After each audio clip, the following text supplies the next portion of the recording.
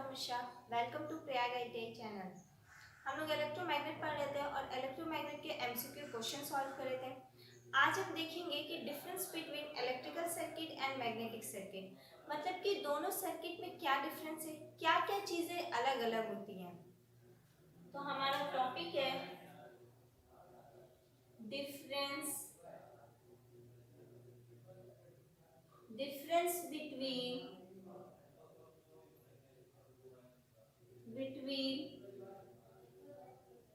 Electric circuit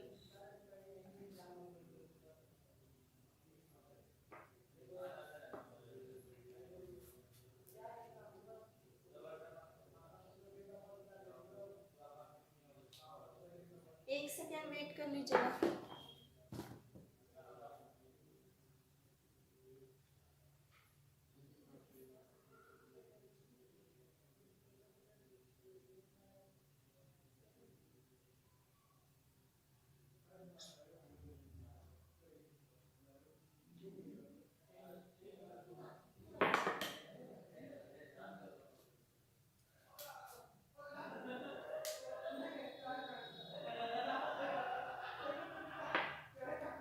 difference between electrical circuit and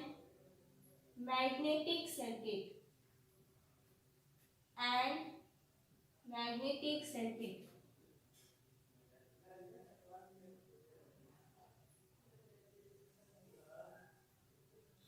इधर देखिए electrical circuit और इधर क्या है, मैग्नेटिक सर्किट है। दोनों में आपको डिफरेंस देखना है कि कौन कौन से टर्म्स जो होते हैं वो अलग अलग होते हैं। सबसे फर्स्ट है हमारा करंट। इसमें क्या होता है कि करंट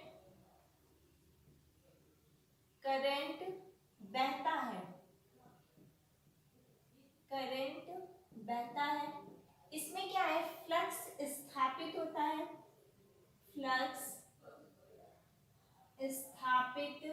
होता है, मतलब कि ये कि करंट जो होता है वो फ्लो होता है।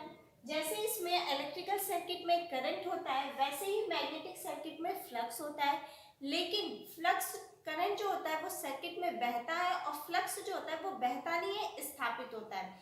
पिछली बार आईटीआई में जब हम पढ़ा रहे थे तो वाइवा हो रहा था, वाइवा में ये क्वेश्चन पूछा गया था कि बताइए फ्लक्स डैश, मतलब कि फ्लक्स स्थापित होता है। इसका आंसर क्या था, फ्लक्स जो होता है वो स्थापित होता है। सेकेंड पॉइंट है, इसमें क्या होता है, रेजिस्टेंस होता है जो क्या करता है, करंट के प्रवाह में विरोध उत्पन्न करता है, धारा के प्रवाह में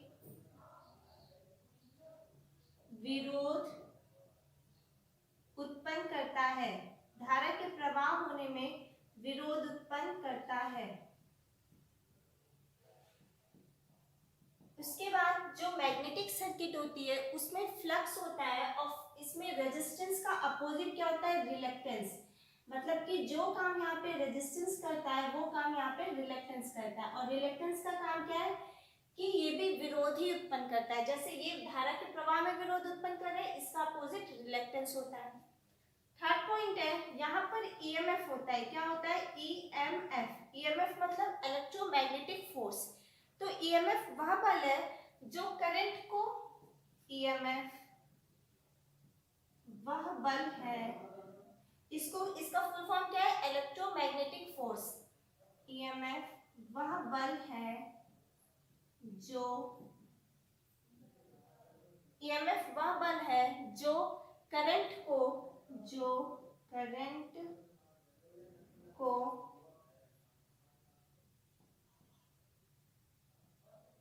बहने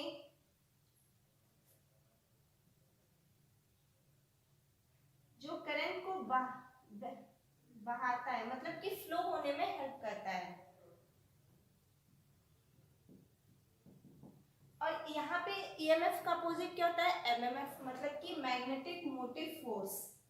इसका फुल फॉर्म क्या है, मैग्नेटिक मोटिव फोर्स। तो ये क्या कर रहा है, ये करंट को फ्लो होने दे रहा है, ये एक ऐसा बल है जिसके कारण करंट फ्लो होता है। उसी तरह एमएमएफ एक ऐसा बल है जिसके कारण फ्लक्स स्थापित होता है। तो हम यहाँ पे लिख सकते हैं वह बल जो फ्लक्स स्थापित करता है, वह बल जो फ्लक्स स्थापित करता है। ठीक है, तो हम क्या कह सकते हैं कि ईएमएफ का अपोजिट क्या हुआ, एमएमएफ। ईएमएफ का फुल फॉर्म क्या हुआ, इलेक्ट्रोमैग्नेटिक फोर्स, इलेक्ट्रोमैग्नेटिक फोर्स। और एमएमएफ का फुल फॉर्म क्या हुआ, मैग्नेटिक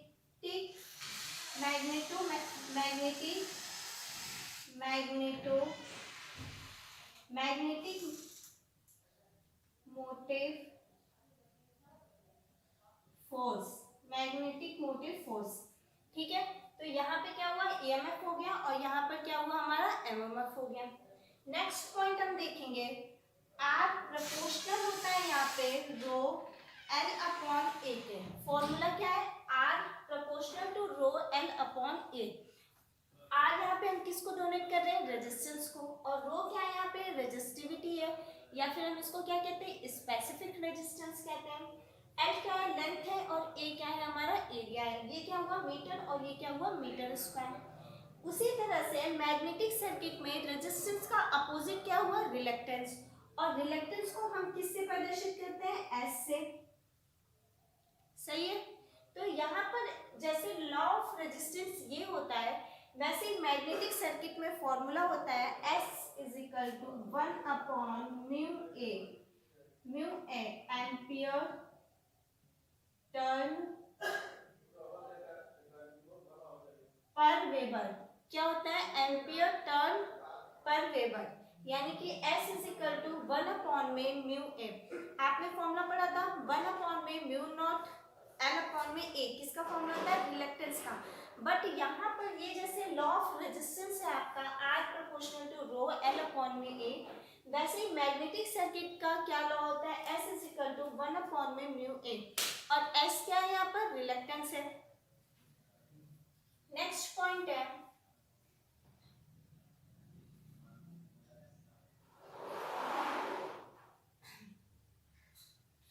करंट वोल्टेज। सर्किट में वोल्टेज हटाने पर करंट नहीं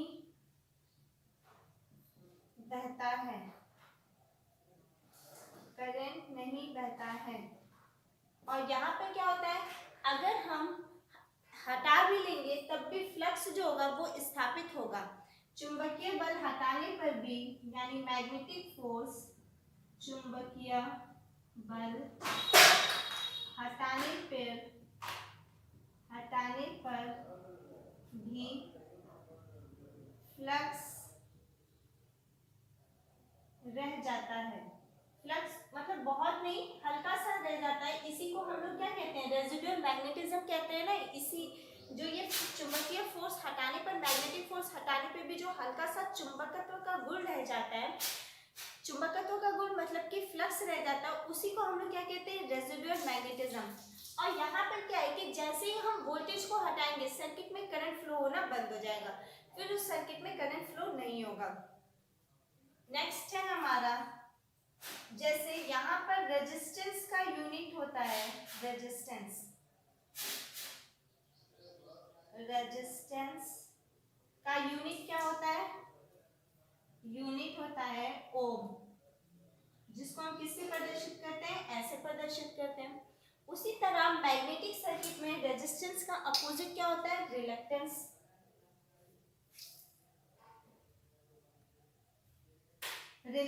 और रिलक्टेंस को किससे प्रदर्शित करते हैं, एस से। यूनिट क्या होता है रिलक्टेंस का, एम्पियर टर्न। देखिए अगर आपको नहीं आते यूनिट तो आप किस तरह से निकालेंगे, आपको पता है कि 1 upon mu not mu R into L upon A. एक फॉर्मूला तो ये होता है, और दूसरा फॉर्मूला क्या होता है, MMF is equal to 5 into S. तो S इज इक्वल टू क्या लिख सकते हैं, MMF अपॉन में 5, और MMF की यूनिट क्या होती है, एम्पियर टर्न, और 5 की यूनिट क्या होती है, वेबर। तो टोटल मिलाकर रिलक्टेंस की यूनिट क्या होगी, एम्पियर टर्न पर वेबर। तो हम यहाँ पे क्या लिख सकते हैं, यूनिट क्या होगी, एम्पियर टर्न पर वेबर। सही है, ऐसे निकाल लेंगे आप लोग। इसके बाद देखिए करंट की यूनिट यहाँ पर क्या होती है, करंट की यूनिट क्या होती है, एम्पियर। वैसे ही फ्लक्स की यूनिट क्या होती है, फ्लक्स की यूनिट क्या होती है, वेबर। क्या होती है, वेबर। ये बहुत ही इंपॉर्टेंट है, यहाँ से मैग्नेटिक सर्किट का एक क्वेश्चन फिक्स ही होता है, मतलब 90% हमें देखने को मिलता है, और वाइवा में भी आपसे ये क्वेश्चन पूछा जाएगा। तो देखिए एक बार फिर से बता रहे, करंट जो होता है वो फ्लो होता है, मतलब बहता है, और करंट का अपोजिट मैग्नेटिक सर्किट में फ्लक्स होता है, जो फ्लक्स स्थापित होता है। दूसरी चीज है रेजिस्टेंस होता है, जो धारा के प्रवाह में विरोध उत्पन्न करता है, और यहाँ पर रिलक्टेंस होता है, जिसको हम S से प्रदर्शित करते हैं, और रेजिस्टेंस को R से प्रदर्शित करते हैं। उसी तरह यहाँ पर EMF होता है, मतलब इलेक्ट्रोमोटिव फोर्स। EMF वह बल होता है जो करंट को फ्लो कराता है। उसी तरह यहाँ मैग्नेटिक सर्किट में MMF होता है, मतलब मैग्नेटिक मोटिव फोर्स। ये वह बल होता है जो फ्लक्स को स्थापित कराता है। नेक्स्ट है हमारा R is equal to rho L upon A. आपने इलेक्ट्रिक सर्किट में पढ़ा है law of resistance, R proportional to rho, R proportional to T, R inversely proportional to 1 upon में A। और कुल मिलाकर के फिर बनता क्या है फॉर्मूला लॉ ऑफ रेजिस्टेंस का, R proportional to rho L upon में A। R क्या है यहाँ पे, रेजिस्टेंस है, रो क्या है, रेजिस्टिविटी है, और रेजिस्टिविटी को ही हम स्पेसिफिक रेजिस्टेंस भी कहते हैं। इसकी यूनिट क्या होती है, ओम मीटर। L क्या है, लंबाई है, और लंबाई की यूनिट क्या होती है, मीटर। A क्या है, एरिया, इसकी यूनिट क्या होती है, मीटर स्क्वायर। उसी तरह मैग्नेटिक सर्किट में क्या होता है, S is equal to 1 upon mu A। S क्या है हमारा, रिलक्टेंस है, और इसी को हम लोग क्या कहते हैं, लॉ कहते हैं, और इसकी यूनिट क्या हो गई, ampere turn per weber, ampere turn per weber. फिर क्या होता है नेक्स्ट, देखिए सर्किट में वोल्टेज अगर हम हटा लेंगे तो सर्किट में करंट में, आपको पता है कि अगर कोई भी एक क्लोज्ड सर्किट है तो सबसे पहले उसमें वोल्टेज होता है, फिर करंट आता है, और अगर हम उस सोर्स को हटा लेंगे यानी कि वोल्टेज हटा लेंगे तो वहां पे करंट की वैल्यू क्या हो जाएगी, जीरो हो जाएगी। इसी प्रकार लेकिन मैग्नेटिक सर्किट में ऐसा नहीं होता। जब हम इलेक्ट्रोमैग्नेट बनाते भी हैं या परमानेंट मैग्नेट जो होता ही है, उसमें अगर हम चुंबकीय बल हटा लें, मतलब मैग्नेटिक फोर्स हटा भी लें, तब भी चुंबकत्व का गुण थोड़ा सा रह जाता है, और इसी को हम लोग क्या कहते हैं, रेजिडुअल मैग्नेटिज्म कहते हैं। और इसी रेजिडुअल मैग्नेटिज्म के कारण ही जो हम मशीन डिजाइन करते हैं, डीसी मोटर, इंडक्शन मोटर, ये सारे मोटर जो होते हैं वो सेल्फ स्टार्ट होते हैं, और जिसमें रेजिडुअल मैग्नेटिज्म का गुण नहीं होता है वो मोटर सेल्फ स्टार्ट नहीं हो पाती है। नेक्स्ट है हमारा रेजिस्टेंस। रेजिस्टेंस का यूनिट क्या होता है, ओम होता है। जैसे यहाँ पे रेजिस्टेंस का अपोजिट रिलक्टेंस, और रिलक्टेंस का यूनिट क्या होता है, एम्पियर टर्न पर वेबर। इसको हम निकालेंगे कैसे, आपको पता है कि रिलक्टेंस का फॉर्मूला क्या होता है, MMF is equal to 5 into S, और S is equal to MMF upon में 5। तो MMF का यूनिट क्या हुआ, एम्पियर टर्न, और 5 का यूनिट क्या हुआ, वेबर। तो हम कुल मिला के कह सकते हैं कि रिलक्टेंस की यूनिट क्या हुई, ampere turn per weber. Next है हमारा करंट, और करंट की यूनिट क्या हुई, एम्पियर। और मैग्नेटिक सर्किट में क्या है हमारा, फ्लक्स, और फ्लक्स की यूनिट क्या हो गई, वेबर। इतना क्लियर है। नेक्स्ट देखिए,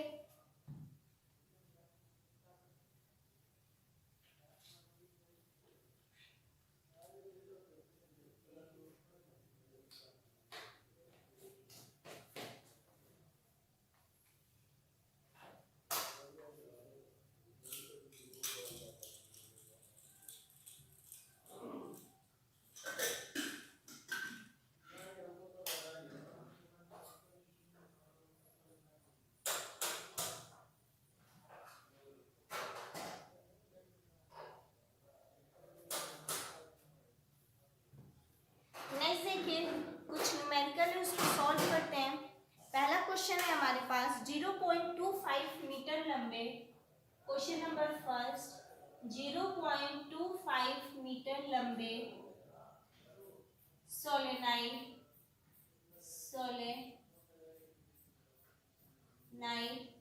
0.25 मीटर लंबे सोलेनाइड पर 150 टर्न दे करके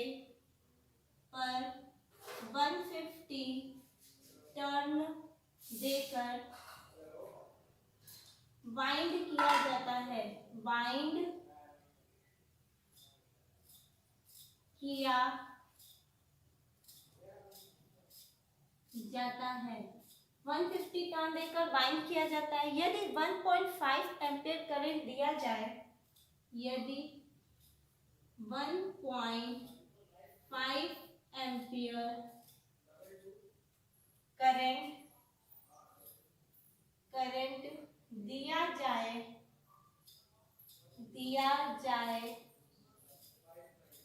तो 1.5 एम्पीयर करंट दिया जाए तो सोलेनाइड के अंदर कितनी फील्ड स्ट्रेंथ होगी? तो सोलेनाइड के अंदर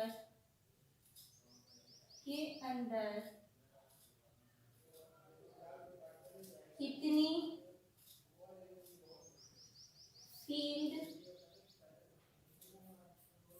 फील्ड स्ट्रेंथ होगी? ठीक है, आपसे देखिए पूछ क्या रहा है क्वेश्चन। सबसे पहले पढ़िए क्वेश्चन में क्या क्या चीज दिया हुआ है। 0.25 मीटर लंबे, यानी कि एल की वैल्यू दी है, यहाँ पे लिख लीजिए 0.25 मीटर। नेक्स्ट क्या दिया हुआ है, 150 टर्न्स देकर बाइंड किया जाता है, मतलब कि एन की वैल्यू दी हुई है, एन इज इक्वल टू लिखा हुआ है 150। उसके बाद यदि 1.5 एम्पीयर करंट दिया जाए, आई की वैल्यू दी हुई है, आई इज इक्वल टू क्या है 1.5 एम्पीयर। तो सोलेनाइड के अंदर कितनी फील्ड स्ट्रेंथ होगी? क्या पूछा है? एच पूछ रहा है। एच आपको निकालना है, बहुत सिंपल है। एच इज इक्वल टू क्या होता है? एच इज इक्वल टू होता है एन आई अपॉन में एल। तो एन की वैल्यू कितनी दी हुई है यहाँ पर 150 इंटू आई की वैल्यू कितनी दी हुई है 1.5 और एल की वैल्यू कितनी दी हुई है 0.25। सॉल्व कर लीजिए, यहाँ से हटाइए, यहाँ पे 10 कर लीजिए और यहाँ से हटाइए, यहाँ पर 100 कर लीजिए। 1 0 1 0 ये हो गया, ये हो गया 3। ठीक है, मल्टीप्लाई कर लीजिए, ये हो जाएगा 600। और फील्ड स्ट्रेंथ की यूनिट क्या होती है?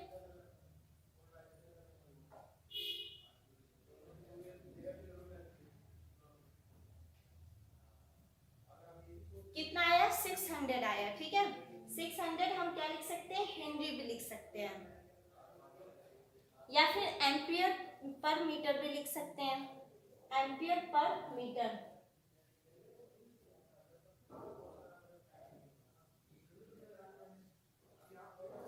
एम्पियर पर मीटर लिख सकते हैं, सिंपल है, सॉल्व कर लेंगे। H square to N I upon में एल लिखेंगे और सबकी वैल्यू लिख देंगे। एन की वैल्यू 150 है, आई की वैल्यू कितनी है 1.5 है और एल की वैल्यू कितनी है 0.25 है। बस सिंपल है, सॉल्व कर लेंगे, सिंपल कैलकुलेशन था। नेक्स्ट क्वेश्चन देखिए,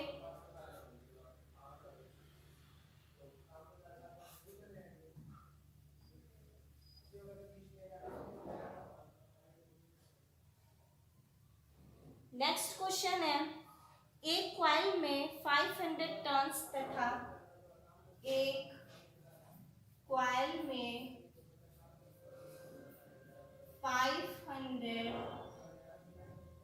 टर्न्स तथा 55 ओम रेजिस्टेंस है, 55 ओम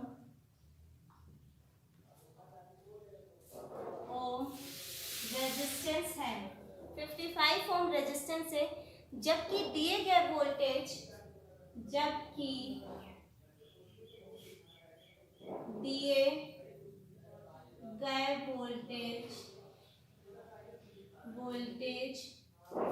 220 वोल्ट है, 220 वोल्ट है, दिए गए वोल्टेज कितना है, 220 वोल्ट है। कॉइल के चुंबकीय फ्लक्स, कॉइल का चुंबकीय फ्लक्स, कॉइल का चुंबकीय फ्लक्स 0.06 वेबर है। पूछ क्या रहा है आपसे, कॉइल में उत्पन्न इंडक्शन ज्ञात कीजिए। कॉइल में उत्पन्न इंडक्शन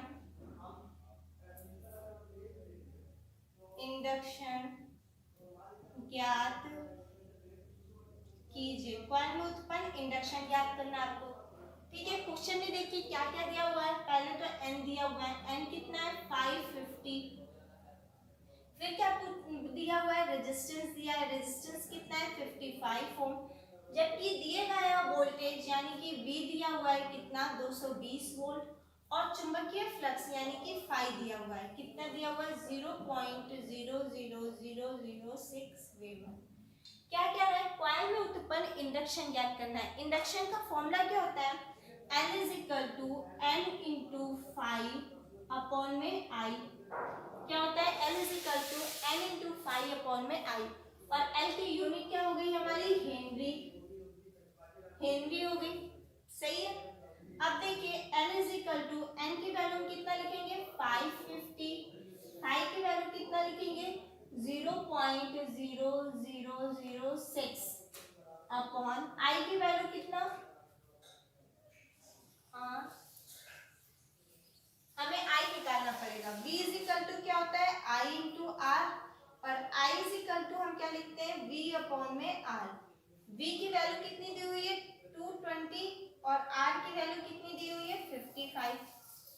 ये हो जाएगा 20, और ये हो जाएगा 5, और ये हो जाएगा 4, यानी कि कितना आ गया 4 एम्पियर आ गया। करेक्ट है। I की वैल्यू कितनी आ गई 4 एम्पियर, यहाँ पे 4 लिख लीजिए। अब देखिए